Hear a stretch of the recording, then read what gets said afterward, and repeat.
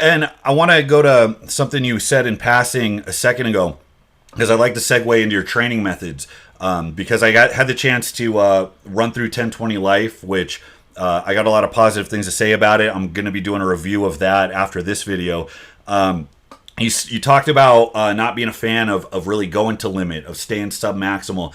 And one of the things I noticed that I really liked about the book is how you address kind of the off-season, I don't have a contest in mind phase of training where everything's RPE based, and you kind of slide the RPE forward, right? Starting a little easier, and then you run through a progression scheme, and then you go back a little heavier, run through it again, try to beat those numbers. I like to use the kind of driving into the mud analogy. I like to think of these 3 or 4 week phases where you kind of start light on asphalt, and then you get to the dirt, and then that last week is kind of where you push into the mud, and then you kind of back off, right? And you recycle through.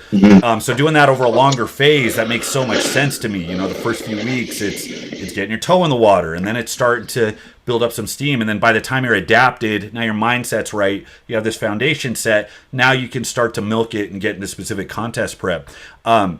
Where along the line in your training did that kind of solidify? Was it around the time you got injured as a way to cope with that? Did you have phases of training early on where you were a little more reckless and were pushing the loads a little more frequently? Or were you always just kind of instinctively a guy that liked to get your practice in and not blow yourself out too early?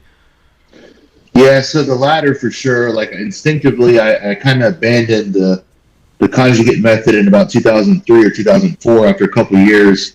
And I started going by instinct. If I felt good in the gym, I'd go heavy. If I didn't, now of course it depends on how close I was to a meet and those sort of things. But I had the ideas for the longest time even before I got hurt. I had the concepts, but what I did is once I got hurt and then started rebuilding, I took the algorithms of my success.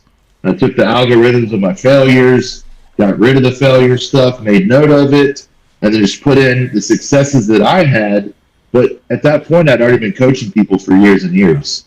I mean, I was online coaching people in 2008 before a lot of people were, and I started coaching people in the 90s as far as strength training and stuff. So I just put together all the commonalities and kept them in the book, and then I kind of get people to steer away from the things like going heavy every week, because you can't do it forever, not missing lifts in training, having phases of training, deloading before you're forced to, and then having specific form cues for people to look to do. Not everyone's going to squat the same. Everyone has different configurations, limitations, and strengths and weaknesses. So, but there are certain cues that everyone should be doing, like learning how to set the lifter's wedge, how to properly stiffen the core. There's so much bullshit out there. People don't understand how to stiffen their core. I can show you how to do that in 3 seconds flat. You stand up, you suck in your air, get a breath. Here, laterally push, that's abdominal brace. That's it. And then you different levels of bracing. Here's one that's light, as if I'm going down to tie my shoe, using good spine hygiene. Or if I'm picking up a generator or something a little more significant, I'm here, a little more stiff. Or if I'm getting under a squat, it might be like that. Or if I'm going for something even more, it's another level of stiffness. And then from the abdominal brace, you bring in the lifter's wedge, you anti-shrug, you pull your pecs down, you pull your lats down, you cam an upper body, meeting with the middle core, cam the lower body in one segment, grabbing the floor, externally rotating, everything is stiff, top to bottom, and that's what you do when you lift. People want to complicate and make all these silly claims about you need to do this and that for an abdominal brace. This is an abdominal brace, and then you bring the other segments of the core in to get a full lifter's wedge. Yeah, and your body likes to move in more complex movement patterns, and it's one of the reasons compound movements are so great developmentally to begin with, because when your body's not just going to adapt with, oh, there's fatigue at this muscle, we need to grow, but your body's going to get better at coordinating, at doing these things in a way that's efficient. So it just makes good sense that when you start to, like you just gave the example, tying your shoe, getting under a squat, like it's there to aid you in all these movements, so that when that becomes ingrained as how your spine stays rigid while you do all of these other things, and it becomes connected to how the extremities move, how I get into different planes of movement, how I attack different obstacles. You're only as strong as your weakest link. So if you've got, again, like I use the pudding analogy, if your stomach's made out of Jello and you got this soggy midsection, you're just leaking strength. It's just bleeding out. And it's like, yeah, you might get injured, but also you're not going to get very far in the first place, because that's a pretty shitty way to put force onto an external object. So the wedge, I was reading through that, I saw the anti-shrug. I mean, that was one of the big things that clicked. I mean, I got these little hobbit arms, right? And I had to figure out how to deadlift. And, you know, there's certain publications that'll advocate for keeping your shoulder blades back, right? Or trying to trying to have this kind of upright posture. And it wasn't until everything hung and it's like, okay, now I could feel my obliques pull me into my hips. And then it's like you're just this compressed ball that, you know, it's like hitting with a hammer versus hitting with a water balloon. It's just night and day once all that clicks. Getting into 1020 Life, I want to talk about that. I had just put out a book. I'm getting it put on Amazon this week, but it's the second thing I turned out, and I'm new to writing, so everything's just rough as shit. But it's getting better.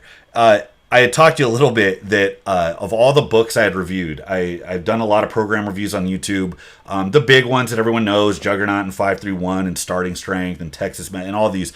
And that's kind of the staple, right, in this field, is you see these methods, these specific templates, and they build this universe off of it, and it becomes this kind of fixed thing that all the advice rotates around that one specific recommendation. And when I was writing, I can't make a recommendation without talking about the world it lives in and all the other exceptions and why it works and when it does it and all of that. And I always get lost. I always get lost up in space, and I forget to tether myself to the earth. But when I was reading through this, I was really impressed because, and I mean, you described it that way. It's the most complete kind of powerlifting instructional manual that I've come across, where it hits a sweet altitude of just not being up in space. We're just talking about ethereal principles that you can't really tether in real life, or it's too weighty, too undefined. And it's not so specific that it's like, oh, the 1020 Life program, everybody knows what that is. I can write it on a cocktail napkin, right? It's like, oh, give me 3 seconds, I can explain to you how to do 531. But this, it's like, no, there's options, there's plugins, there's, well, like in this circumstance, you have options, you can rotate it around. So, I mean, kudos to that. That was a really well done book, and I'm irritated that I didn't get to it sooner. What kind of compelled you to write it? Like, what did you have in mind when you sat down? Were you like, there's just too much shit out here and I got to write something that doesn't suck? I think the intro covers that, right? Yeah. The intro where I talk about that it's just, there's a bunch of people. So the internet is a very interesting thing, because it's cool that you and I can have a discussion.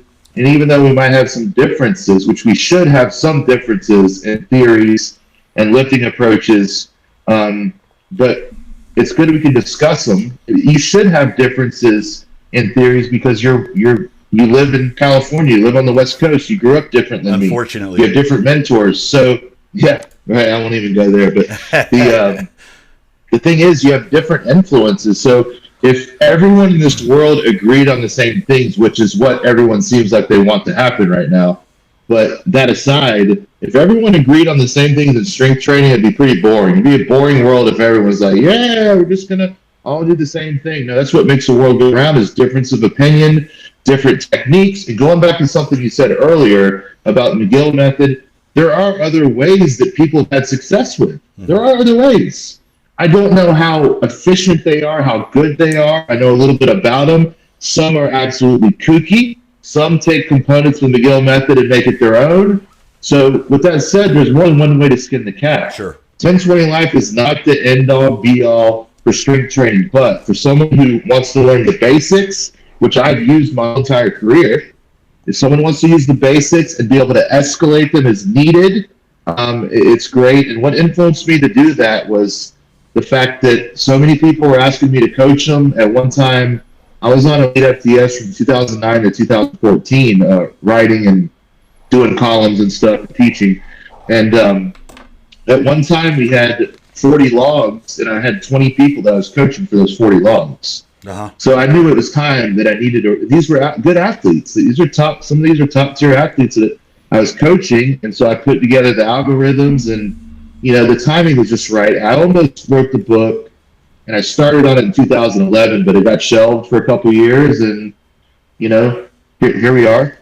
But the internet definitely has opened the door for a lot of people that might be a good debater or a good writer, right? If someone's really good, if they're a good writer, like some of these speeches that are written for politicians, they don't address anything that they should, but they're eloquent. Yeah. And they say that it's nice on the ears. It's like a Bill Clinton speech.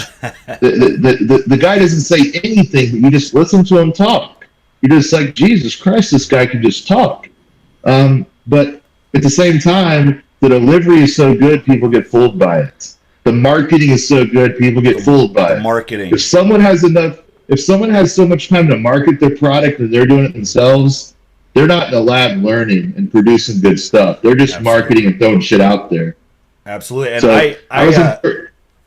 so I was gonna say, just dealing in this arena, because I am trying to make a living doing this. I am trying to leverage it so that I can, just ingrain myself in this passion that I have and have it sustain me and my family. So, what do I do? It's like, okay, I got the social media channel, and I've taken the courses, and I've read the blogs, and I've learned how to capitalize on a niche and how to do search engine optimization.